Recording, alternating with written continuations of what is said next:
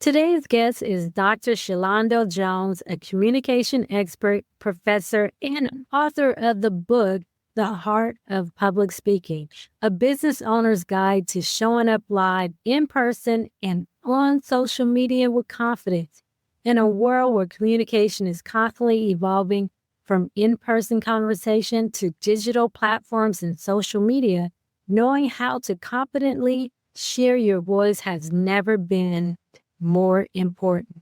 Our audience includes many veterans and leaders transitioning into new careers. So today, we'll explore how communication, storytelling, and public speaking can help people share their experience and build influence. Dr. Jones, welcome to She Vetted. Before we dive into communication strategies, I would love to start with your personal journey. Can you share a little about your personal journey and how you became confident in public speaking and teaching as a professor? Althea, first, before I answer that question, I want to start by saying happy belated birthday. I hope you had an enjoyable birthday and many more to you. And thank you for this conversation and this opportunity to speak with you.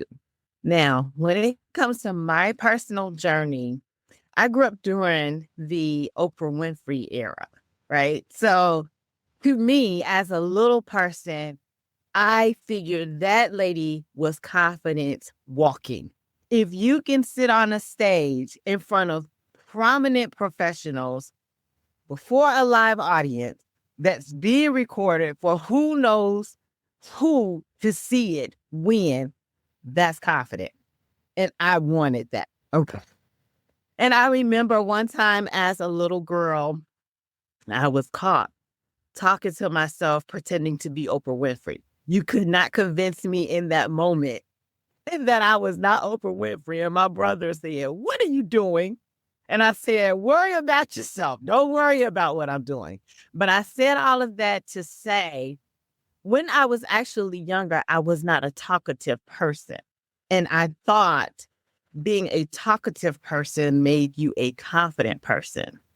So I went to college and I studied communication to try and fix not being a talkative person. It didn't work because I'm still not very talkative, although I am 99.99% extroverted. I love being around people, but confidence, I've learned, comes from self-assurance, knowing who you are, what you have to offer, being confident or calm in a moment that seems unpredictable, but being armed with your knowledge and your skills and your experiences and contributing what you can in the moment. So that's how I became who I am as a professional and studying communication. Now, as far as being a professor, when I first graduated with my degrees in communication, I wasn't sure what career opportunities were available to me. So I spent time exploring. I worked in social work and not really cut out for social work. I am a strong advocate for educational attainment, professional development, and career advancement. Those skills and passions were not being realized in the field of social work. So after some time, I figured, if I had this concern as a young professional and I've learned what opportunities are now available, I want to get in higher ed and help other people have direction in their career. So that's how I ended up in higher education, and perfect fit. I love what I do. I love working with my students. They're amazing. And one of the most gratifying experiences as an educator is watching my young people come into the classroom unsure about speaking in front of groups of people. And by the end of the semester, they're a whole new person. I'm like, you were there all along. All I did was showed you how to unleash that person. But what a change. So that's me. That's how I became who I am. That's powerful. So that leads to my next question is what inspired you to write the book, The Heart of Public Speaking?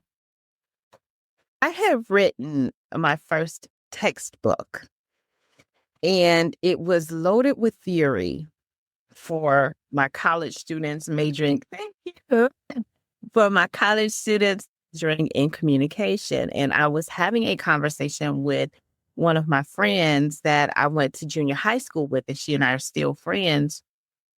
He was informed. I told her during that conversation that I had just written a textbook. And she's, how do I get a copy? And I said, who outside of academia? Because I'm thinking about all of the theory. I said, who outside of academia would want a copy of my book? And she said, I do. Ignored her because number one, we're friends and we always have fun. And I don't know that she knows that academic side of me like that. And two, I was worried that it was just too filled with jargon and she wouldn't get much value out of it. I wanted her to get value. She wouldn't let it go. She's persistent. She wouldn't let it go. And the reason she wanted a copy of the book was because she had just started a business.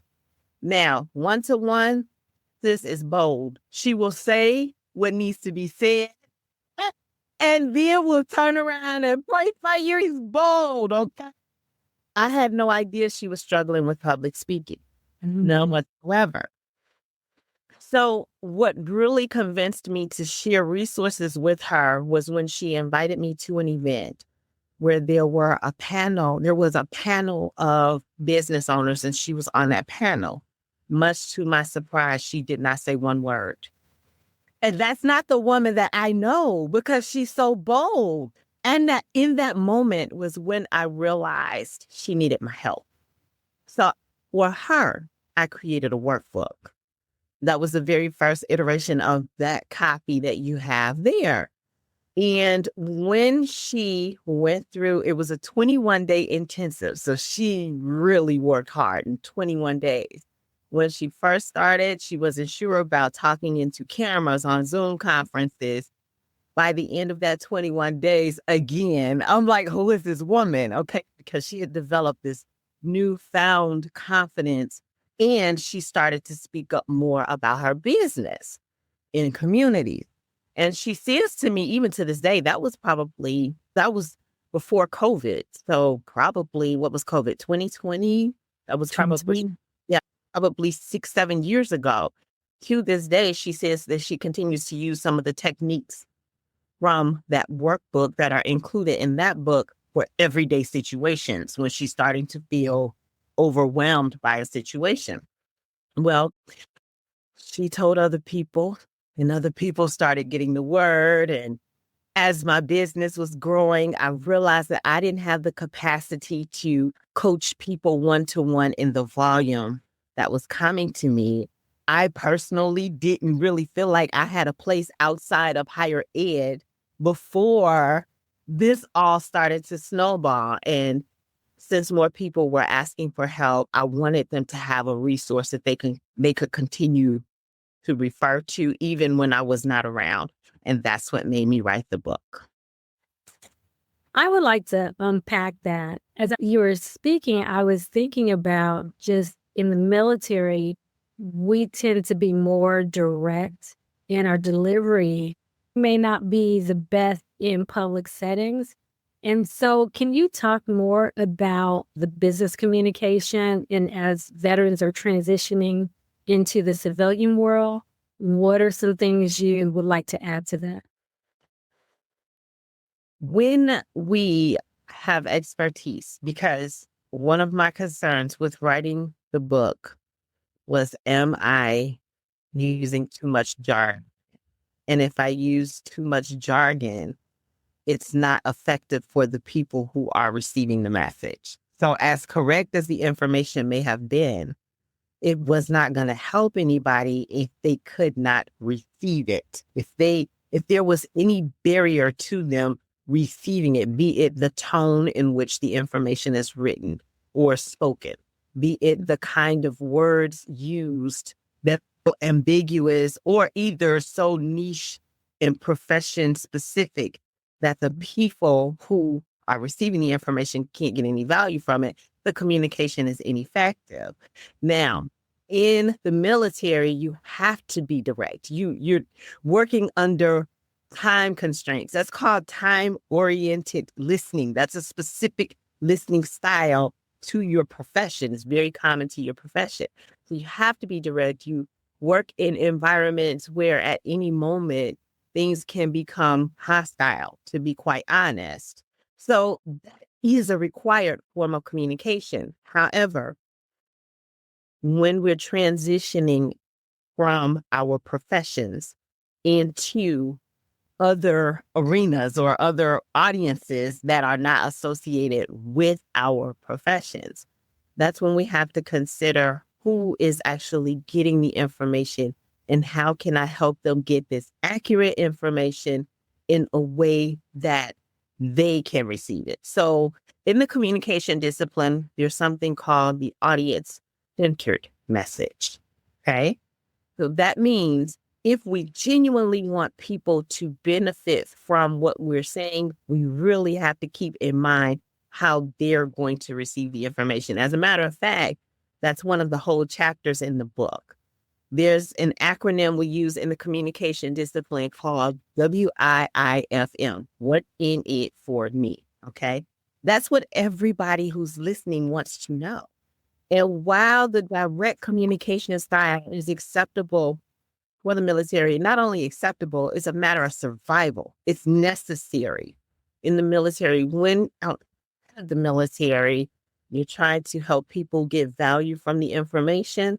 Consider the fact that they don't have that same mindset. So understand that how they receive information is going to be important in how you frame what you're saying.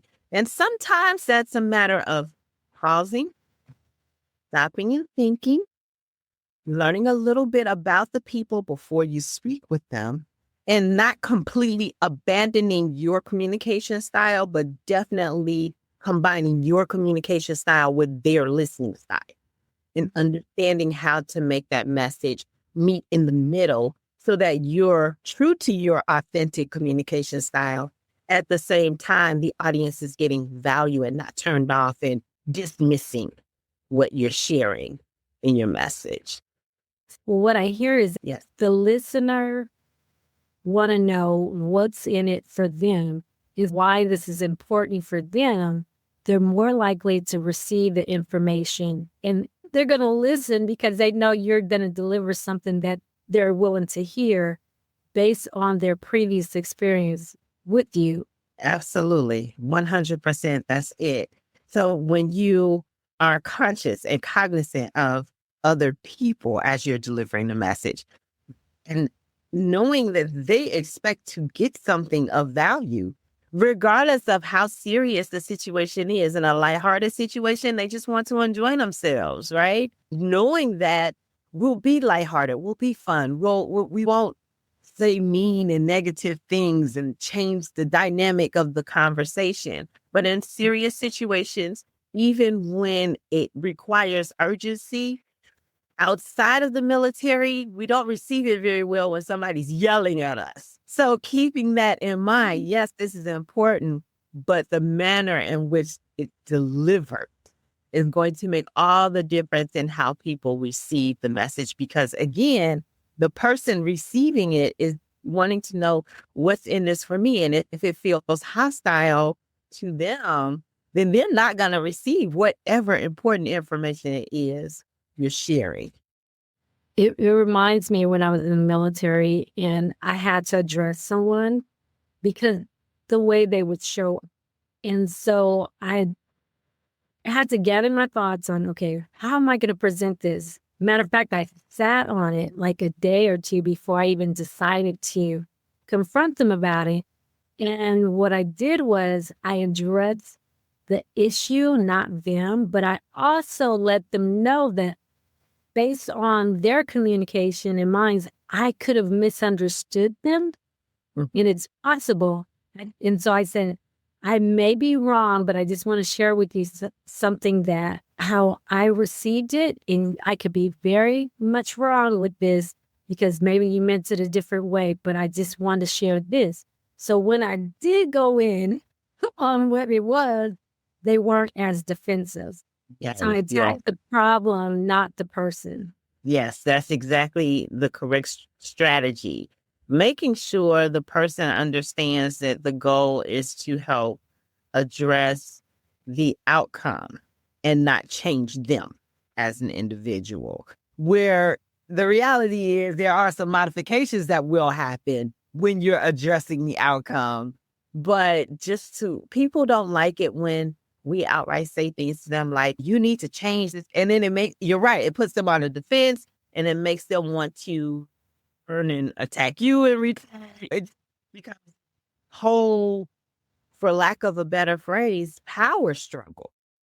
And nothing still gets done. And that's the goal of effective communication anyway, is to attain outcomes. And your strategy for addressing the problem and helping them to see that there's another way. There's another way to address the concern was definitely the proper strategy. And the funny thing is, when I went into the office, they were like, "What did you say to Mr. Such and Such?" Because every morning, "Hey, good morning, Sir Williams." They're like, "What did you do? Or what did you say?" So it was just hilarious. But it was because I had to use proper strategy on communicating with them, because it was more important for them to receive the message than it was for me to be right in any of it. But I wanted a solution. But that goes to my next question. And your book is about confidence. How can professionals show up confidently live, in person, and on social media? Because now, before, we were always like concerned about public speaking because we're going to speak to a large crowd and we're going to be an expert. But now, social media have taken off that everyone is on social media, like everyone's an influencer. And so it's really changed how people show up. So again, how can professionals show up confidently live, in person, and on social media? Okay.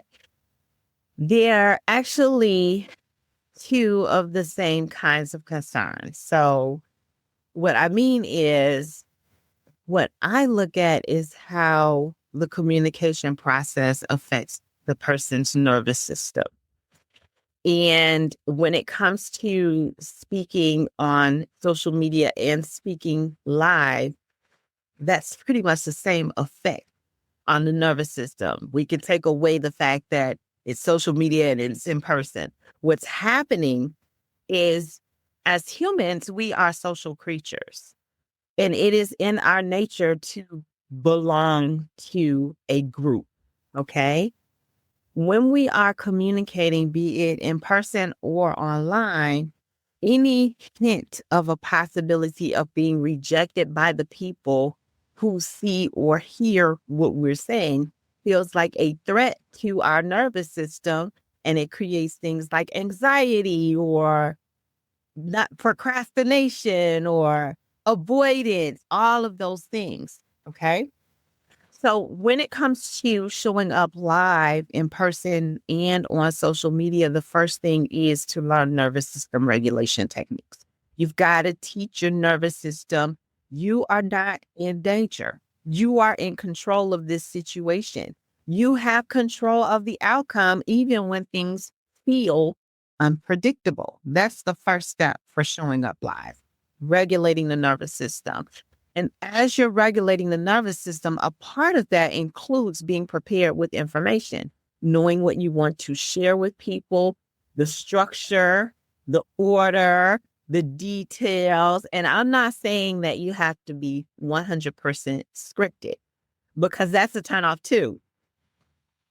You can tell when you are so scripted that there's no room to adjust and modify the message for the occasion and for the people receiving the information. But at least have a framework for what you're going to say and when you're going to say certain things. That helps with showing up with confidence as well. And third, this is a concern that I encounter with so many of my clients, my students, people who are professionals who have attained amazing things. You got to celebrate your wins. Like every time I talk to somebody and I'm asking what's something you accomplished recently, and they can rattle it off. And I'm like, "What? That's amazing. What did you do to celebrate? I didn't. I just moved on to the next thing. You gotta feed the reward center in your brain. That's evidence. And that's what helps to build the confidence. So those are the three things. Number one, work on regulating that nervous system. Tell your nervous system, listen, I'm in control. These people will accept what I have to say. Second, preparing. You don't have to completely have word for word every single message that you're going to, or every single word you're going to say in a message. However, at least have an idea, have some experiences ready to share with people, and have some order and structure to how you're going to share the information. And three, please, by all means, if you take nothing else from this conversation, take this, start celebrating every day. Celebrate something you've done. Celebrate your wins. I love that. That's powerful. I want to unpack regulating your nervous system, because when you don't regulate your nervous system, it can cause anxiety. What are 3 simple tips for managing speaking anxiety? Okay. Great question. And before I answer that question, I want to start by saying this. There are different types of public speaking anxieties, and most people are not aware of the types of public speaking anxieties. Now, it's important to know these types of public speaking anxieties because you know what specific steps you need to take to address them. So people who, for example, might have a stomach ache, being hungry can create a stomach ache. Being sick can create a stomach ache, but there are different steps you're going to take to address the specific type of stomach ache. The same thing works with public speaking anxieties. The first type is pre-performance anxiety. That's before the presentation is coming up. People are so worried about, oh my goodness, what might go wrong? And sometimes that pre-performance anxiety contributes to procrastination. Procrastination gets a bad rep. People think procrastination and laziness are synonymous, and they're not. Procrastination is a protective mechanism, that nervous system concern we talked about a minute ago. Procrastination is a protective mechanism. A person is delayed in engaging in a behavior or an activity because their nervous system is telling them this isn't going to feel good, something bad is going to happen, it's not going to turn out the way. So that delayed engagement is a protection from experiencing the discomfort that could be associated with it. That's a part of pre-performance anxiety. When you know this, it's time to do something about it. And some of the things you can do are, number one, structuring a plan to help you be in control of what you're attempting to complete. That, in this case, completing your presentation. The plan can include, I expect to do this well in this 3 simple things. So with my clients, when we're first starting the coaching program, one of the goals could be, I plan to show up. I plan to show up and I plan to speak. That's a huge goal for somebody who's experiencing pre-performance anxiety. I have actually had people call me like right before it was time for them to give a presentation. I have a headache. Can we reschedule? And my answer is no, because I know that's pre-performance anxiety. Okay. And I can't support that. I have to help coach them through that experience. Okay. So that could be plan number 1, show up. Plan number 2, speak the entire duration of the time rather than speaking so fast that I'm supposed to speak for 2 minutes and in 30 seconds, I'm done. That's another great goal. We're not focusing on making sure everybody loves what I say, because that's impossible and it's unrealistic and it should not ever be a goal. But we are focusing on things that are in our control so that our nervous system knows that, hey, everything is going to be fine. Goal number 3, we're this particular ensemble that makes me feel powerful. So set some realistic, attainable, controllable goals to stave off that pre-performance anxiety. That is anxiety number 1. You got to know what to do about that. Now, that's one of the techniques. There are several others in the book because there's no one size fits all. So you've got to try what works best for you. We can't give it all away. second type of public speaking anxiety is called performance anxiety. That's in the moment. That's when a person has prepared and practiced and they know what they're going to say and they have on their outfit and everything. And then as soon as they stand up in front of the audience or that camera light turns on, that rush of anxiety flows through their body like a lightning bolt. Oh, this moment is real. And their pupils start to dilate, or their mouth gets dry, or they burst into a sweat. Their heart starts pounding like a bass drum in a marching band. All of these rush of symptoms happen all of a sudden in the moment. And when it's time to open the mouth and say something, it's like they can't even say hello. They're like deer caught in the headlights. That's called a freeze response. Okay. That's a part of the nervous system, again, telling us this isn't safe and I don't know what to do and I feel overwhelmed. In that moment, one of my most popular videos, that nervousness has to come out. That's when I encourage discreet fidgeting, okay? Take your non-dominant hand, whichever hand you do not write with, and move your fingers fast. And now the young folks, clock it. I've been teaching this for years because the discreet fidget gives that nervous energy a way to escape the body and you stay in control. Now, what I encourage is either put your hand behind your back or under your desk so you're not a distraction to anybody else. But I've seen where my students actually work it into their introduction during their presentation and it works well. And I exactly. I'm decided that means clacky. I want to hug them because now it has truly elevated that anxiety management technique. Now, again, that's only one technique. That's my most popular video on social media. And so many, if you go and look at those videos, I've done them several times. So many people in the comments are like, thank you. Because in that moment, they needed something to relieve. And again, if you don't know the difference between the types of anxieties, you don't know what to do to help yourself to get through these experiences. Now, the third type is post-performance anxiety. This is the one I deal with. I'm fine getting ready. I'm excited. I love preparing for presentations. While I'm in the moment, there's some charge that comes over my body. I feel like a whole different person. But when it's over, I start to spiral. Oh my God, I forgot to say, or why did I say it this way? Or I mispronounced this. I spiral out of control over something that is already done. I'm going to change what's been done. But again, that's the nervous system trying to protect us. And in that moment, what the nervous system is saying, hey, they might not like what you did and you might not get this opportunity anymore and you might get ostracized. That's what the nervous system, and don't get me wrong, our nervous system is doing its job. It is designed to protect us from danger. But we have to tell our nervous system, listen, this is not the dangerous situation you're created to be. It's not.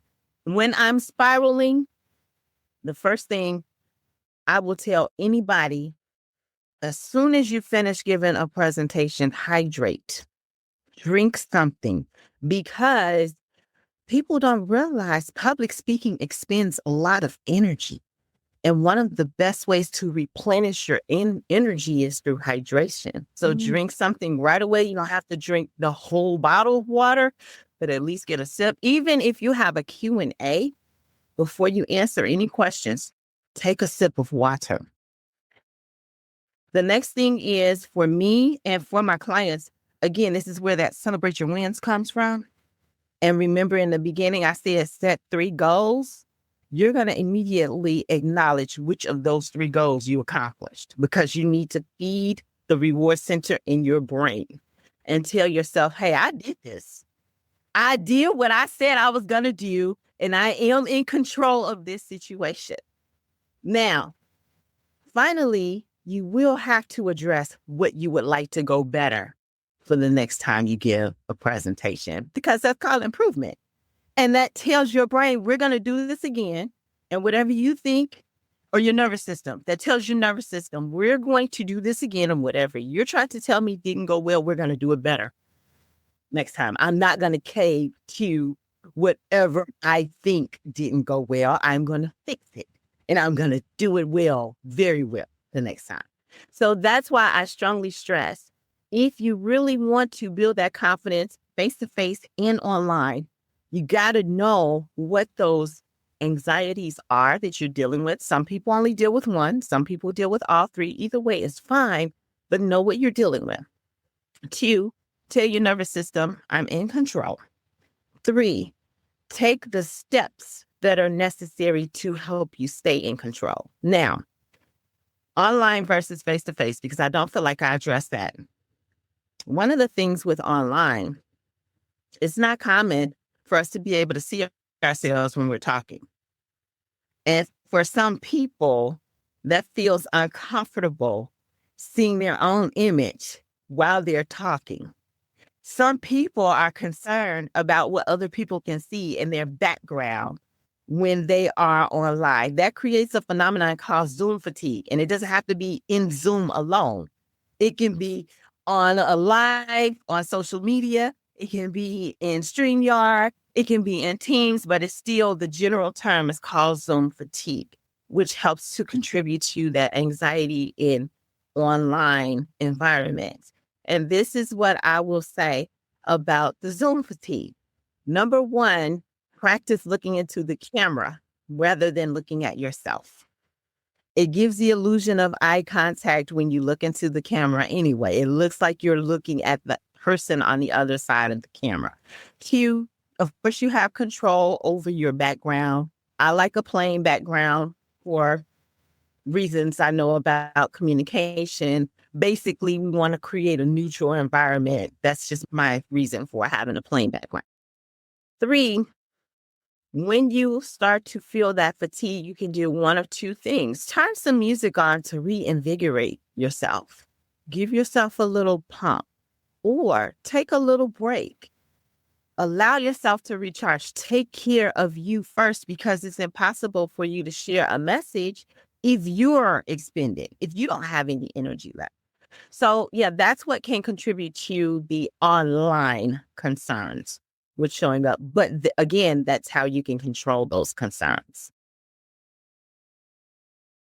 So I was just listening to what you're saying, and it reminded me of just me experiencing a traumatic brain injury, how we show up. When I first started getting online, I had to change my mindset when I was speaking before people, to people I didn't know. As I was building my community for Shivetse, I wanted to show up as my authentic self. And having a traumatic brain injury, sometimes your words may not form the way you want it to form. And I think in the beginning, I wasn't as confident because I wasn't even accepting of that new version of who I am. But now my mindset is, you know what? It is what it is. I'm going to be my authentic self. I'm still going to be prepared, because the more prepared I am, the better I show up. But I don't show up in a way where I'm perfect. But I also want to talk about what you were saying about the post-performance anxiety. And that right there, as it relates to the military, we always do an after action review. So your nervous system telling you, hey, you should have did this or you should have did that. I try to change my mindset of not beating myself up with that, but using that information, because it could be right. Like you said, it's natural. It could be what I do now is, okay, I didn't say that. I didn't do that. But you know what? Every time I have an interview, I find ways on how to improve. So that's what it's all about, is evolving into a new and better version of yourself, but not using that to beat you up. Yes, I'm so glad that we had the opportunity to talk, and it's been such a pleasure of you being here. What message would you leave for veterans about finding confidence in their voice? Say is, thank you all so much for what you've done for the United States of America, and your experience, your expertise, your knowledge. Somebody else can benefit from it. That's why you had those experiences. That's why you have that expertise. And that's why you have that knowledge. Not everyone will be receptive, and that's okay because there are certain people that you are put here to help.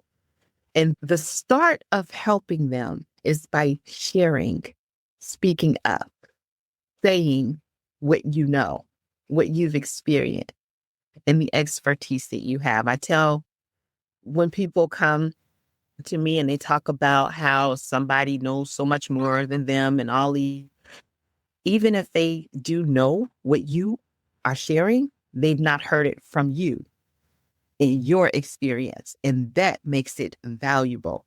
So by all means, please share what you know, what you've experienced, and your expertise with other people because you're creating a platform to help liberate somebody else and yourself. Thank you for that.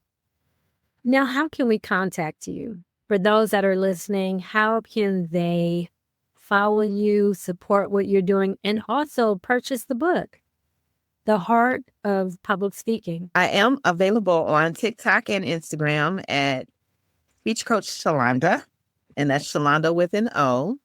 I am also on YouTube with Shalanda Speaks. So any of those platforms, I am accessible. And I have a website in progress right now. We're revising it. So as soon I'll have that ready for you before the show notes.